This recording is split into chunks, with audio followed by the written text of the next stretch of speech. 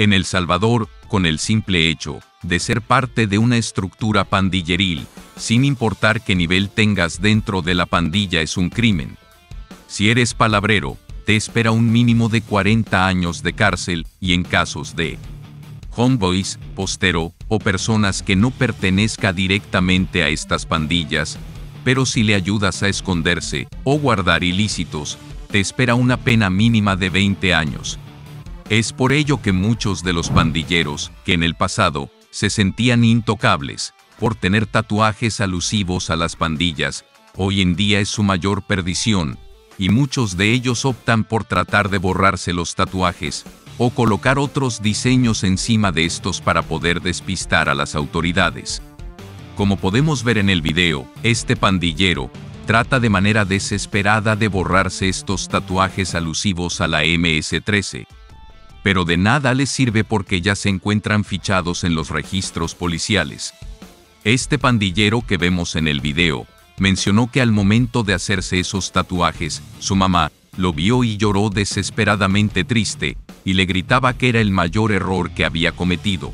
Pero él no le hizo caso, y le mencionó que no pasaría nada malo, que todo lo contrario, ahora todos lo iban a respetar. Unos años después, pudimos ver que esta madre tenía toda la razón. Ahora este pandillero quema su propia piel para no ser enviado de por vida a prisión.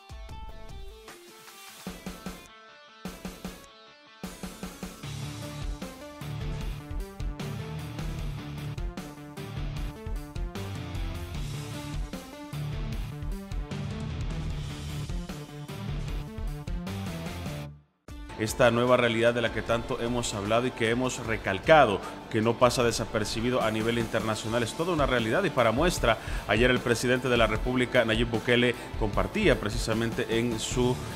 redes sociales sobre un artículo que fue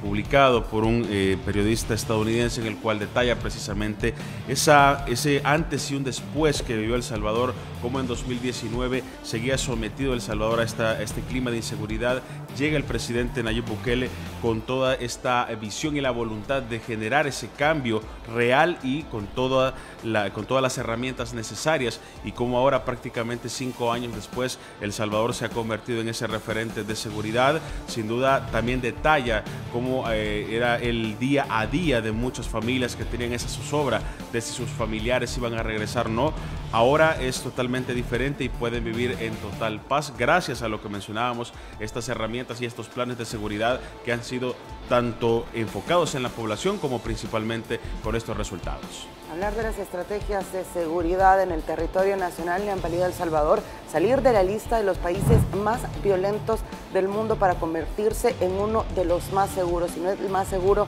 del hemisferio occidental. La guerra por la paz de El Salvador tiene como principal protagonista el presidente de la República, Nayib Bukele. En un artículo, lo decía Ricardo, un columnista estadounidense detalla ese proceso milagroso utilizado por el mandatario salvadoreño para devolverle la paz y la libertad a una población que estuvo golpeada por la violencia por más de 4 décadas.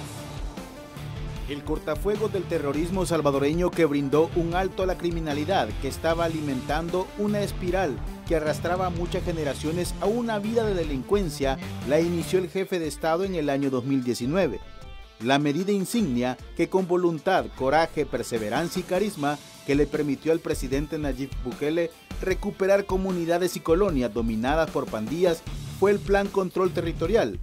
En un reciente artículo, un columnista estadounidense destaca cómo ha sido la guerra de Bukele por la paz, en la que desplegó a policías y militares con renovadas herramientas para debilitar a estos grupos criminales, ya que se bloquearon señales de teléfono y se restringió la visita en las prisiones. La publicación fue compartida por el presidente Bukele en redes sociales, destacando: si estás interesado en lo que está pasando en El Salvador, te recomiendo este artículo de Ben Braddock en IM 1776, La guerra de Bukele por la paz. El escrito cita cómo el mandatario salvadoreño luchó contra los opositores políticos con la pandemia del COVID-19, organismos y países internacionales que financiaron la violencia en el territorio desde la década de los 80. Se aplicó el régimen de excepción, un trato contundente en el sistema carcelario que se vio fortalecido con la construcción de la prisión más grande de América Latina, el centro de confinamiento del terrorismo con capacidad para más de 40.000 reclusos para terminar con este cáncer social,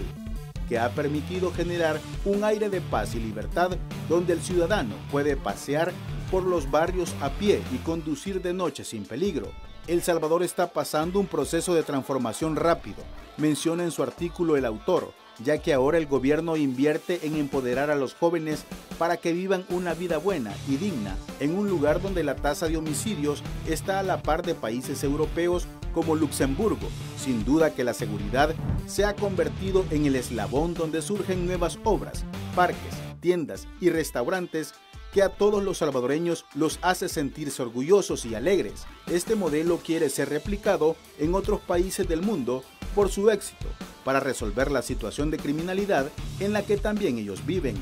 Walter Morán, Noticiero El Salvador.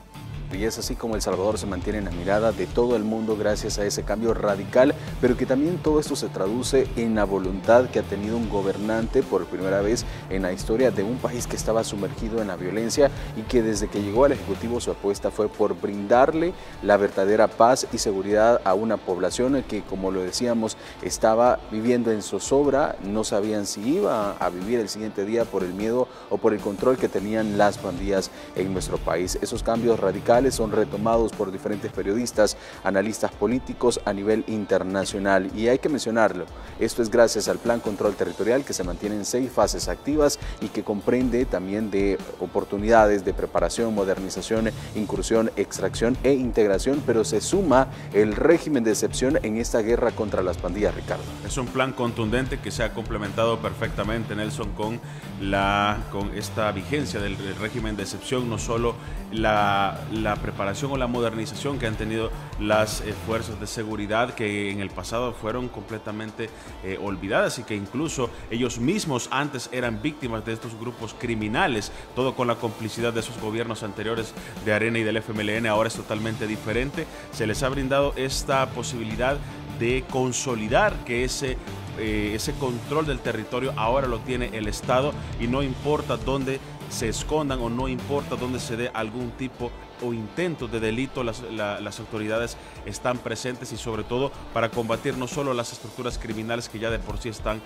bastante debilitadas, sino cualquier tipo de violencia o delincuencia común. Esto ha permitido que El Salvador tenga esa proyección a nivel internacional, que no sea algo ajeno, y lo mencionaban en este artículo como se tuvo que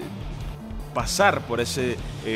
proceso en el cual hubo una pandemia, la oposición que en todo momento intentó obstaculizar las estrategias del presidente Nayib Bukele, pero al final el mandatario tuvo ese coraje necesario y sobre todo la convicción, Marisela, de que estas herramientas eran la solución que El Salvador ahora está viviendo como una nueva realidad. Y es que hablar de esta transformación que ha tenido El Salvador también nos obliga a hablar de dónde venimos. El Salvador ha tenido una historia de violencia, lamentablemente y de manera comprobada. Muchos casos están siendo judicializados. Los gobiernos anteriores pactaron con los grupos delincuenciales. Prácticamente había un estado paralelo. Ellos eran los que operaban. Las estructuras criminales operaban en barrios y colonias. Ahora, afortunadamente, y luego de una periodo en el que la Asamblea Legislativa incluso negaba los votos, estamos hablando cuando la mayoría era por parte del Partido Arena y FMLN, negaba los votos para darle seguimiento a esta estrategia que fue lanzada a solamente días de la llegada al presidente de la República, Nayib Bukele, al gobierno. Sin embargo, afortunadamente la población salvadoreña decidió brindarle la gobernabilidad al presidente de la República. Ahora las fuerzas de seguridad tienen los elementos necesarios para estar en territorio y combatir a la delincuencia. Estamos hablando que ahora también cuentan con un equipamiento que en el pasado era nulo. Las patrullas estaban en mal estado, muchas de ellas no funcionaban, no tenían el equipo necesario y nos vamos desde lo más básico. Muchas veces la Policía Nacional Civil, la Fuerza Armada ni siquiera tenía el uniforme correspondiente, estaba en malas condiciones, no tenían el calzado para estar en el territorio patrullando y llevando seguridad a la población salvadoreña, y era debido a este pacto que estaba ahí entre las pandillas y los gobiernos anteriores. A pesar de todo esto, llega el gobierno del presidente Nayib Bukele y contra todos estos retos y la oposición al inicio de su gobierno logra equipar a las fuerzas de seguridad y también se logra que con una nueva Asamblea Legislativa se cuente con las herramientas legales que permiten dar continuidad a este proceso que ha cambiado la realidad en el país. Y hablando de herramientas legales, en 24 meses de vigencia, el régimen de excepción ha logrado resultados impresionantes en temas de seguridad, efectos nunca vistos en la historia de El Salvador. Los delitos han bajado gracias a que los pandilleros ahora se encuentran dentro de las prisiones.